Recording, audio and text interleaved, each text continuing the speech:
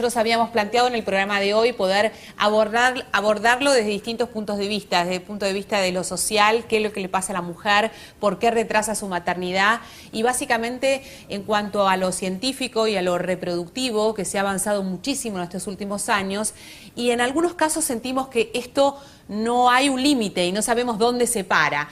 A propósito de la información que compartíamos la semana pasada respecto de esta mujer de 65 años que tenía 12 hijos y que pese a esa situación había elegido y había optado someterse a un tratamiento de fertilización y ahora es mamá aparte de cuatrillizas.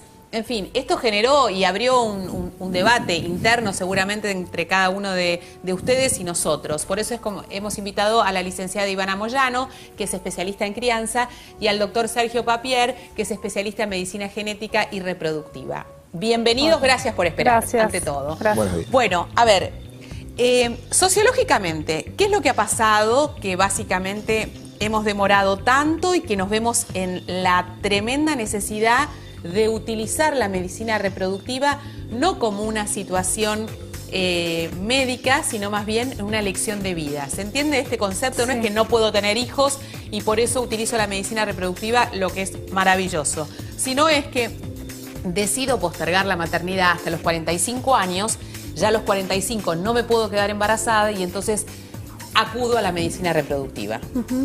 Sí, lo que vos decís es una problemática muy actual en lo que tiene que ver con la maternidad, digamos, es una nueva maternidad, ¿no? Como vos bien decías.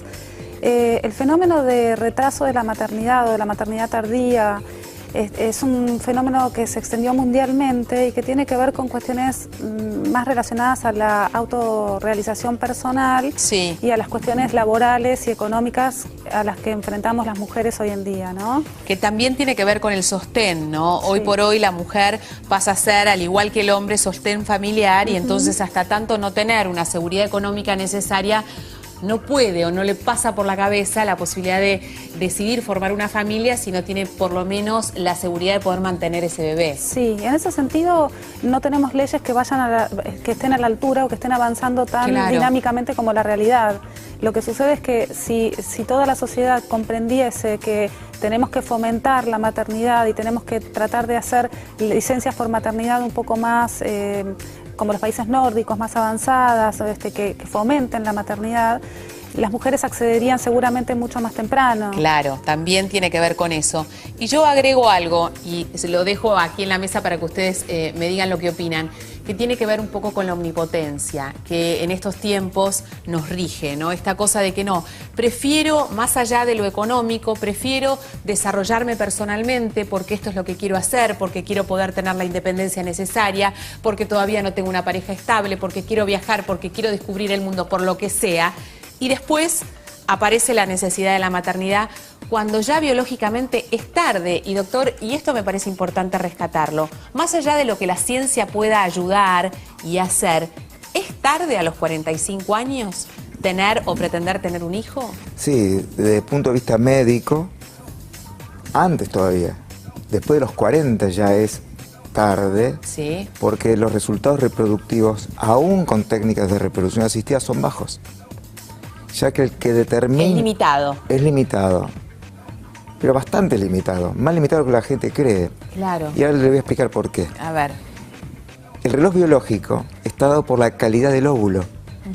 Y la calidad, del cual no tenemos marcadores, solamente la edad, empieza a caer a partir de los 35. Después de los 40 de forma abrupta y prácticamente después de los 45 es imposible lograr un embarazo. Con lo cual debemos de acudir a un banco de óvulos, un banco de espermatozoides, de manera tal de que se produzca ese embrión fuera del cuerpo de esa mamá, digamos. Absolutamente. Para cerrar, las donantes de óvulos tienen menos de 35 años. Exactamente. Y de esta manera, una mujer, en este caso de 65 años, tiene una chance de embarazo muy alta, porque el que genera los resultados es el óvulo de esa mujer joven que... De otra mujer. De otra mujer. Entonces, estamos hablando de una maternidad parcial en este sentido, en el sentido médico, reproductivo. Después, obviamente, uno no juzga lo que esa mujer, obviamente a través de la crianza, cría a ese hijo y se transforma en su mamá. Pero ¿se produce ese embarazo? Vale la pena aclarar, porque ese óvulo es de una mujer de menor de 35 años. Igual la maternidad es una sola. Totalmente. La maternidad es quien expresa la voluntad de querer tener un hijo. Definitivamente. Exacto. Y a propósito de esto, de este tipo de maternidad, ¿es egoísta pensar que una mujer de 65 años, o no nos vayamos tan lejos a este extremo, es egoísta pensar que una mujer de 50 años puede criar a un hijo que seguramente puede? Pero digo, ¿cómo lo encuadramos socialmente? ¿Ese hijo tendrá menos tiempo de mamá?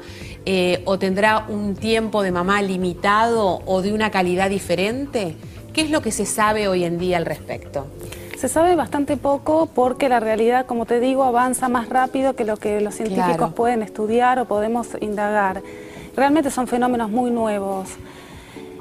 Pensamos siempre que una mamá añosa tiene menos tiempo para estar con sus hijos y los hijos menos tiempo para disfrutar a sus mamás.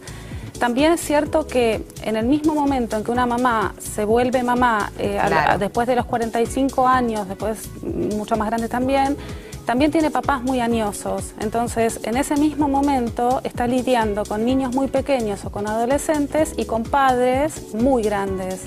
Ahí se genera una problemática en ese sentido, o se prevé que puede aparecer una problemática desde ese lugar.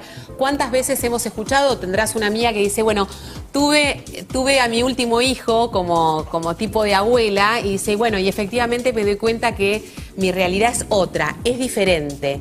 Por ahí es distinto si la maternidad aparece o ese primer hijo aparece a los 40, 42, 43, 44 años.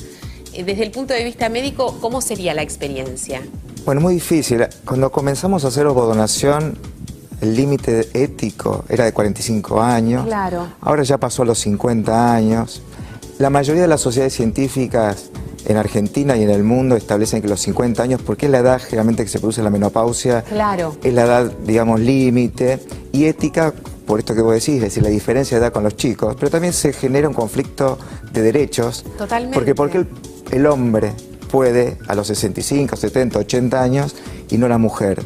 Pero bueno, madre... Es que conceptualmente también debería de pensarse en este sentido. Y también ¿no? hay que pensar en el límite también en el hombre, es decir, de los padres. A eso me refiero, y no claro, solamente la mujer. Pero 50 años, 51, 52 podemos discutir, es un límite lógico. No se trata de egoísmo o no egoísmo, depende de cada caso. Hay mujeres que a los 50 años llegan de una manera, otras mujeres que llegan de otra manera. ¿Y ese cuerpo de esa mujer a los 50 años está preparado o asume riesgos altos al quedarse embarazada? Bueno, ahí sí hay un tema claro, es decir, claramente. Bueno, esto es lo que en después de los 45 decir, ¿no? Y después de los 50 sobre todo, las complicaciones obstétricas son mayores. Sí. Riesgo de hipertensión por el embarazo, de diabetes gestacional, de partos prematuros, así que hay que establecer más controles y obviamente esas complicaciones médicas también limitan de alguna manera la utilización de las técnicas. También esto es importante saberlo, como insistimos con este tema, la información es vital para después poder tomar una decisión, porque como dice el doctor, cada caso es particular y uno no puede ir en contra de un deseo irrefrenable, que como siempre digo yo, es la maternidad. Cuando lo tenés, es muy difícil que a una persona se le saque de la cabeza esa posibilidad. Entonces, bueno, va a recurrir a todo aquello que está a su alcance y a sus propias creencias para lograrlo, digamos. Sí. Ahora, ¿cómo lo planteamos? ¿Esa mujer debería de prepararse de una manera diferente para la crianza? Sí, hay una diferenciación muy importante, muy interesante que se está investigando, que muchos autores están hablando, que tiene que ver con el deseo de hijo, con el deseo de tener un hijo, el deseo de volverse mamá, la voluntad de volverse mamá, que la familia crezca y el deseo narcisista de un hijo. Exactamente. Lo que sucede es que el deseo narcisista de un hijo, a diferencia del deseo de un hijo, no es exclusivo de las madres añosas. También. Es decir, muchas mamás muy jóvenes que están en una edad fértil y demás para fecundar, también son víctimas o expresan a veces esta pasión por un hijo, pasión desenfrenada por un hijo y muchas veces un hijo a cualquier precio, ¿no? Cuando una mujer se vuelve mamá, lo primero que le pasa, por suerte, es que se destrona el narcisismo. Lo primero que pasa es que tu yo deja de estar en primer lugar. Está en otro lado. Sí, y este es el conflicto de identidad que las mujeres tenemos. Claro. Ahora, hay también una cuestión sociológica muy importante, y es que cuando una persona está en pareja, cuando una mujer está en pareja, un hombre y una mujer están en pareja, nunca están más separados biológicamente que en el momento de tener un hijo. Es decir, todo lo que la mujer tiene que poner el cuerpo para volverse mamá, a diferencia del varón que se vuelve papá sin poner el cuerpo, realmente es una suerte de desigualdad biológica muy grande, porque la mujer deja muchas cuestiones personales para volverse mamá. Claro. El tiempo de embarazo más el tiempo de puerperio, que es mucho y bastante. Digo, y sumamos a la realidad ahora esta cantidad de situaciones de madres y padres solos, ¿no? Que crían a un hijo, que se suman a una nueva realidad reproductiva y de crianza también muy diferente, ¿no? Claro, las familias monoparentales, y las familias también, las nuevas parentalidades, lo que se llama, ¿no? Las familias de parejas homosexuales, las mamás y los papás que están solos. Sí, sí, totalmente. Me gustaría tocar el tema del tema reproductivo y genético, porque también esto ha generado un cierto debate, no solamente las posibilidades que se le brinda a una persona a través de la ovodonación, sino de esta manipulación genética del embrión. Se decía que hoy, gracias a Dios, las infecciones o situaciones más graves evitaban que un niño termine muriendo en la sala de parto, gracias a Dios. Hoy se está hablando inclusive de que se puede evitar que ese niño nazca con el gen desvirtuado de los padres y se puede elegir el mejor embrión. ¿Cómo es este mecanismo? Porque uno lo escucha así al pasar y suena raro, suena extraño, pero ¿qué es lo que se busca en eso? Primero que no se hace por intermedio de la manipulación, sino por el lado de la prevención y la predicción. Es decir, hoy hay herramientas diagnósticas en genética reproductiva donde uno ya de antemano puede conocer el riesgo de que nazca un chico con un problema genético muy grave. Ejemplo, esta chica chilena con fibrosis quística, estaba pidiendo el tema de la eutanasia. Es decir, son enfermedades recesivas que ya se pueden saber el riesgo antes que esta mujer, la pareja, programe un embarazo. O sea que en realidad lo que se está buscando a través de esto es encontrar el patrón genético de esa pareja y de esa manera poder anticiparnos a qué es lo que se puede producir. El riesgo genético. El riesgo genético. Después no tiene nada que ver con lo que se produzca. Claro, con lo cual uno puede o hacer estudios genéticos en los embriones para determinar entonces... A través de una fertilización asistida, exactamente, cuál se implanta y cuál no. O si nace el chico ya saber que tiene esa predisposición y tomar decisiones preventivas. O como hizo Angelina Jolie, que tenía un riesgo de cáncer de mama y tomó una determinación de sacarse el órgano en riesgo, en este caso las mamas. A propósito del tema de los embriones, y yo creo que también esto debe ser un debate bastante importante para aquella persona que se somete a una fertilización asistida, embriones que quedan congelados, ¿cómo uno lo resuelve mentalmente o psicológicamente a esta situación? Bueno, es complejo. Vos decís los embriones que quedan congelados y cuando uno ya decide que la familia hasta acá llegó... Claro. ¿No? Que no vas a traer más hijos. Esto sucede y bastante a menudo. O sea, uno se producen una cantidad de embriones para justamente abrir o extender la posibilidad de ese embarazo y después finalmente se implantan 2 y quedan otros 2 esperando y resulta que esa familia decide no tener más hijos por alguna circunstancia en la que está lejos de nosotros juzgar, sino que qué pasa con todo eso y cómo se resuelve eso mentalmente para esa familia, a eso me refiero. Realmente muchas veces es muy complejo, porque para muchas mujeres o muchos matrimonios esos embriones son hijos de ellos, son hijos futuros. Obvio. Para otras personas está resuelto y creen que eso no es vida. Que no es un hijo. O que no es viable. Yo en este momento tengo una paciente que tiene 3 hijos, ella tiene 40 años y le quedan 3 embriones.